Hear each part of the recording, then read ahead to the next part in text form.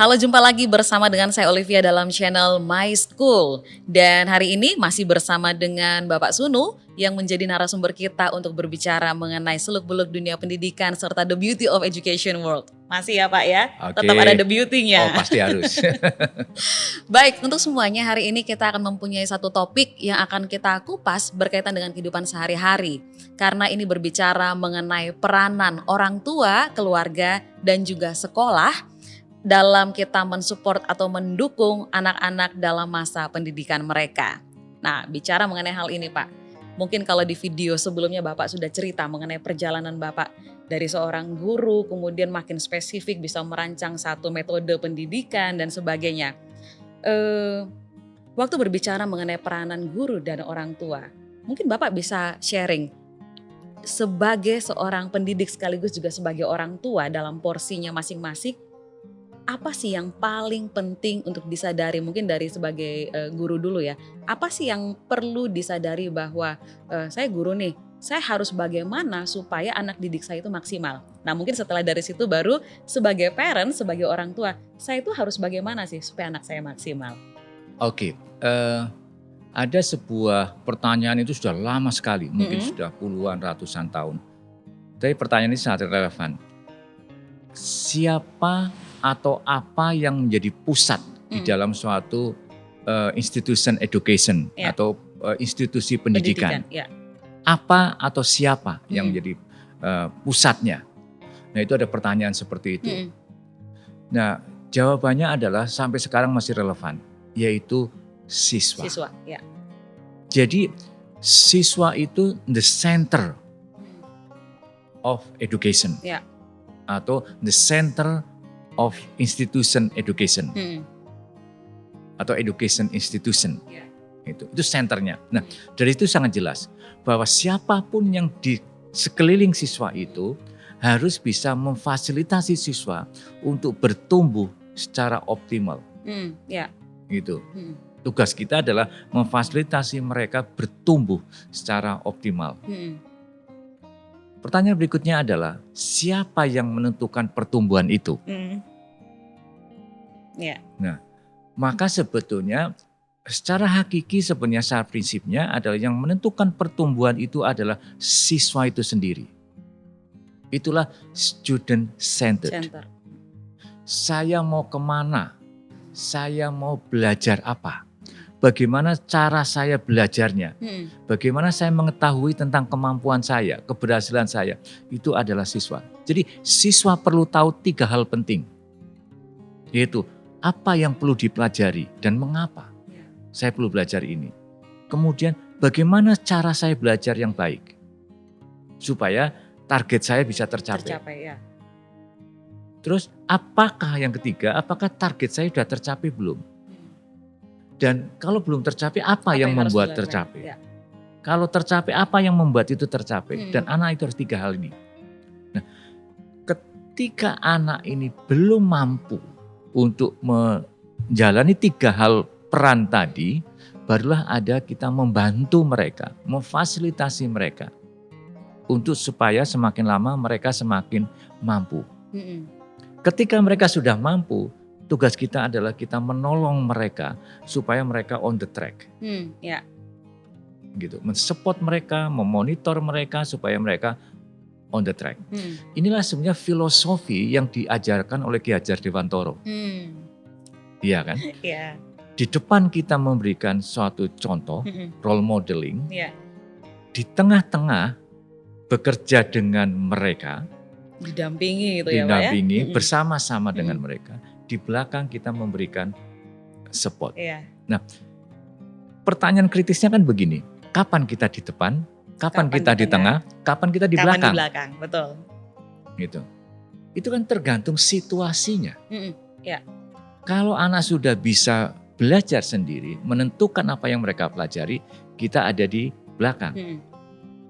Ketika anak mendapatkan kesulitan, ketika mengerjakannya, kita bersama-sama dengan mereka. Di tengah bersama mereka. Ketika mereka sudah menemukan, mereka sudah bisa melakukannya, kita di pinggir. Ketika mereka bingung, mau ngapain saya gitu, apa yang mau saya kerjakan, kita di depan. Nah, kemampuan kita menempatkan diri dalam 3 posisi dan kapan kita menentukan diri, itulah sebetulnya kemampuan kita sebagai orang tua maupun sebagai guru. Membaca situasi itu. Nah, itu literasi untuk orang tua dan anak gitu. Itu literasi untuk orang tua dan anak. Gitu. Sehingga dari situ jelas, kalau kita sebagai guru, maka kita membantu anak untuk menentukan target mereka harus sebagaimana. Kalau mereka sudah mampu menentukan target, kita ke belakang dulu, monitor. Kalau mereka masih bingung, kita bersama-sama membantu mereka dengan target. Sebenarnya as simple as that sih sebetulnya perannya itu.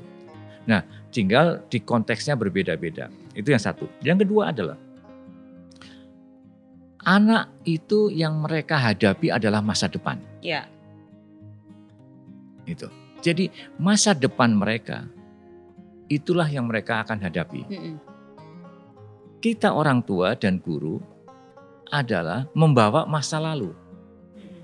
Pengalaman-pengalaman kita belajar masa lalu itu membentuk cara berpikir kita, perilaku kita. Kebiasaannya adalah kita akan membawa masa lalu kita untuk mempengaruhi anak yang akan ke depan. Betul. Nah itu. Nah inilah yang kadang-kadang ketika masa depan tidak sama dengan pengalaman kita, itu terjadi konflik. Konflik, betul. Nah sekarang bagaimana? Maka sebenarnya sebagai guru, sebagai seorang tua, kita membantu anak dengan cara membaca masa depannya anak itu seperti apa. Menarik ini. Ya. Jadi misalkan anak SD kelas 1 sekarang, mereka akan masuk ke dalam dunia di masyarakat, berperan di dalam masyarakat, di dalam bekerja, itu kurang lebih sekitar berapa? SD 6 tahun, tambah 6 tahun lagi, 12 tahun, tambah 4 tahun itu 16 tahun. 16 tahun lagi, itu apa yang akan terjadi ke depan? Anak kan gak bisa membaca, tapi sebagai orang tua, sebagai guru, minimal dia bisa memperkirakan ke depan anak saya butuh apa. Nah, kebutuhan ke depan 16 tahun yang akan datang tidak sama dengan pengalaman yang lalu. Maka kita membantu anak-anak mencarikan informasi-informasi ke depan itu seperti apa dan menerjemahkan secara sederhana ke siswa. Gitu. Contoh, dulu itu ketika saya belajar, strategi menghafal itu paling bagus. Mendengarkan guru berbicara, menjelaskan, kemudian mengingat kembali apa yang dikatakan guru, kemudian ketika ada ulangan, itu menuangkan apa yang kita ingat, itu cara yang bagus. Tapi di era sekarang cara itu sudah nggak terlalu bagus. Gitu. Karena kedepannya bukan itu yang diperlukan. Betul. Ingatan kita sudah bisa digantikan storage yang lain. Sudah informasi bisa disimpan di flash disk, di mana bahkan sekarang di cloud itu ya. Betul. Kita butuh lagi, kita tinggal recall aja. Jadi ingatan kita tidak terbebani yang terlalu dalam. Itu adalah cara belajar. Lagi. Pengalaman saya belajar, mungkin Bu Olive juga sama, itu sangat berdasarkan mata pelajaran. Ya, mata pelajaran, matematika apa, IPS apa. Setiap mata pelajaran itu independen, mandiri gitu. Istilahnya segmented. Gitu. Nah, ke depan, bahkan di era sekarang sudah nggak ke depan. Ketika kita diperhadapkan suatu problem, masalah di dalam hidup kita tidak bisa hanya memecahkan masalah itu dengan matematika. Iya, betul. Tidak bisa hanya dengan bahasa Indonesia. Tetapi memerlukan banyak hal dari berbagai ilmu ini untuk mengatasi masalah ini. Itu sudah berbeda pendekatannya. Benar. Jadi yang dulu adalah sangat subject based. Ke depan atau mulai sekarang itu adalah integrasi. Jadi, keterlibatannya tuh lebih banyak faktornya ya Pak ya? Iya. Lebih banyak faktornya. Jadi kemampuan anak untuk menggunakan banyak hal di dalam menyelesaikan masalah itu menjadi penting. Zaman saya dulu komputer nggak perlu. Iya kan zaman kita sekolah komputer nggak perlu. Memang nggak ada gitu. Nggak ada. HP nggak ada. Iya. Semuanya berdasarkan catatan. Catatan. Iya, kemampuan mencatat itu menjadi penting. Mm-mm. Sekarang mencatatnya sudah beda. Benar. Bahkan tidak mencatat, tapi tinggal mencari informasi-informasi yang sudah dicatatkan oleh orang lain gitu. Betul. Itu menjadi, saya tinggal mencari dari sana, mencari dari sini, merumuskan jadi satu, oh ini saya ngatasi dengan ini. Nah itu yang diperlukan. Jadi caranya sudah berbeda. Betul. Nah inilah perubahan-perubahan yang harus kita antisipasi. Jadi yang kita pikirkan adalah masa depan anak, bukan masa lalu kita. Gitu. Baik untuk guru maupun orang tua itu gampangnya seperti itulah gitu. Ya. Gitu. Nah ini kan berbicara mengenai bagaimana kita mensupport anak di dalam cara belajar itu tadi ya Pak ya. Nah kalau saya berpikir bahwa bentuk dari support ini bukan hanya di dalam proses belajar, tetapi di dalam keseharian juga. Benar ya Pak ya? Ya. Jadi waktu kita di dalam interaksi sehari-hari, karena mungkin katakanlah kalau dengan durasi sekolah itu ada jamnya, ya ada jamnya. Tetapi sebenarnya berbicara mengenai pendidikan tidak berbicara mengenai 5 jam, 6 jam, 7 jam. Tetapi sebenarnya keseharian seperti itu. Nah, peranan guru dan orang tua itu kalau dari pandangan Bapak sebagai guru dan juga parents itu tadi ya. Proporsi terbesarnya itu sebenarnya di mana Pak? Proporsi dalam arti apa? Yang mempunyai akses untuk lebih berinteraksi dengan anak yang sehingga kalau berkaitan dengan durasi pertemuan dan sebagainya itu paling produktif itu sebenarnya posisi yang mana? Guru dan orang tua. Karena kadang-kadang saya melihat ada permasalahan-permasalahan di mana bahwa ya kalau guru ya urusinlah anak ini. Saat udah ke rumah yang lain gitu loh. Sebetulnya menurut saya nggak bisa dihitung secara eksplisit seperti itu. Karena yang dihitung adalah apa yang dibutuhkan oleh setiap anak ini. Gitu. Karena ketika anak mengerjakan sesuatu, kembali kita menjadi suatu support system ya. Oke, misalkan anak mengerjakan tugas. Tugas itu ditentukan oleh siapa? Rambu-rambunya oleh guru. Tetapi saya akan membuat apa oleh anak itu sendiri. Nah, ketika anak itu nggak tahu saya membuat apa, dia perlu bantuan. Betul.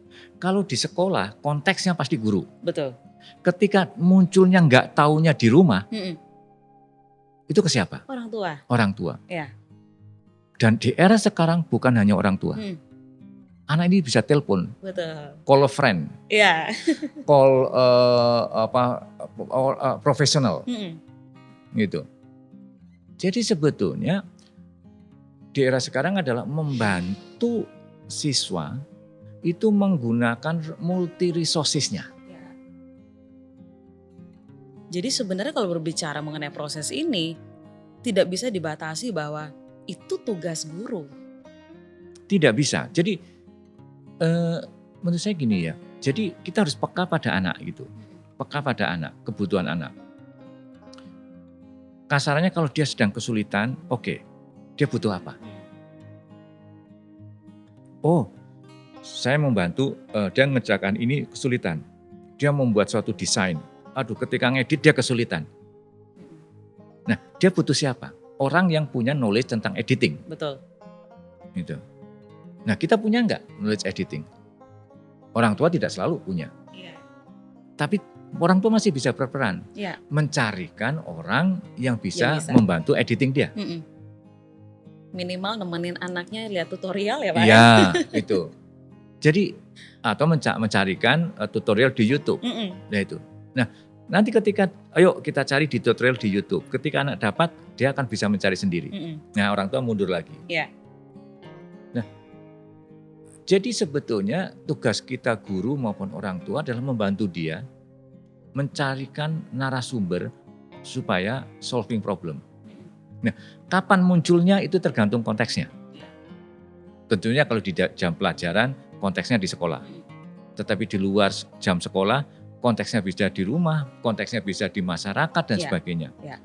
Gitu. Kalau saya jadilah suatu guru orang tua yang natural aja deh. Betul. Fleksibel aja ya Iya, Pak, jangan fleksibel, kaku ya jangan dengan kaku hal-hal gitu. seperti Tapi itu ya. anak ini tumbuh nggak? Yang peka kan itu. Iya. Kalau toh tumbuh dalam koridor yang benar nggak? Itu. Cara berpikirnya bertumbuh, sikapnya bertumbuh, pengetahuan-pengetahuannya bertumbuh gitu. Satu hal yang saya pengen tahu dari pengalaman Bapak, bagaimana komunikasi guru dan orang tua yang efektif supaya kita itu bisa sama-sama berkolaborasi untuk mensupport si anak ini. Ya. Karena seringkali terjadi ada gap itu di cara berkomunikasi Ya. ini tadi.